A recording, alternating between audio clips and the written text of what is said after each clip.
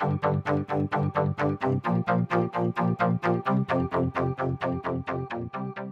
Dr. Greg Savell. I'm a pediatrician for 25 years. I teach medical students at the university. Don't spend as much time there as Dr. Berman, but I've been in private practice for a long time, and I've seen a lot of things. I'm not the normal pediatrician. Obviously, you can look and see the way I dress and realize that. I could sit here like Sharon said and tell you that I dress this way because it disarms the children, but that's a lie. I always tell people when I was a kid, my mother was an off-Broadway actress and my father a car salesman. This is what you get. Genetics are hard to overcome.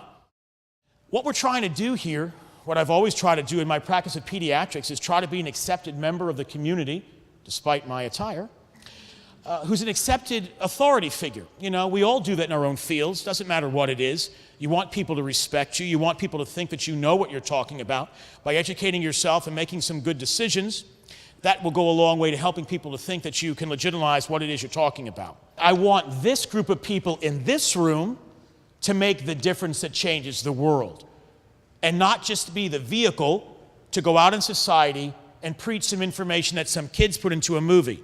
And a darn good movie, by the way, and we're going to be showing it publicly, and we're going to speak about that. It's important. We should be proud of those kids. Incredible stuff. Tear-jerking, heart-wrenching information. But I want ideas to come from here that are going to change the world. Let us use the internet and social media for a plus, because we can get the ideas we have in this room out to the people of this world almost instantly, and we know how to do that.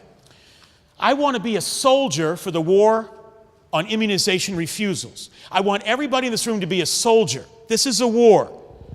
I've dressed like this, and I've talked about giving people a break, about immunizing with flexibility to get people in my office and hopefully talk them into something more concrete over time. But this is a war. When I talked to somebody at my daughter's national championships for rowing, where their boat came in 6th in the nation, because she's related to the mailman. Jerry's a lot more athletic.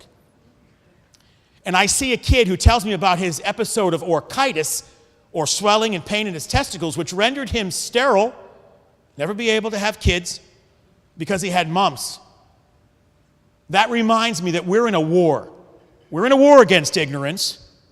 We're in a war against people with intelligence who would like it if nobody were ever immunized again.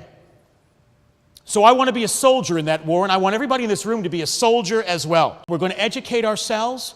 We're going to educate our friends. No matter what it is we do for a living, we're going to get out in society and make a difference.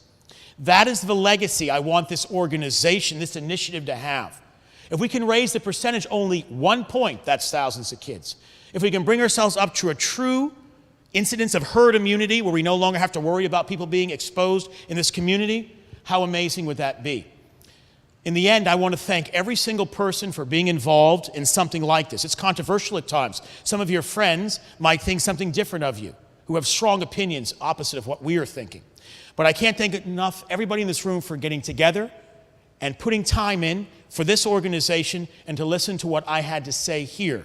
I'm honored to be a part, and if there's ever anything that I can do to help any of you in any way, don't hesitate to call upon me. Thank you for your time.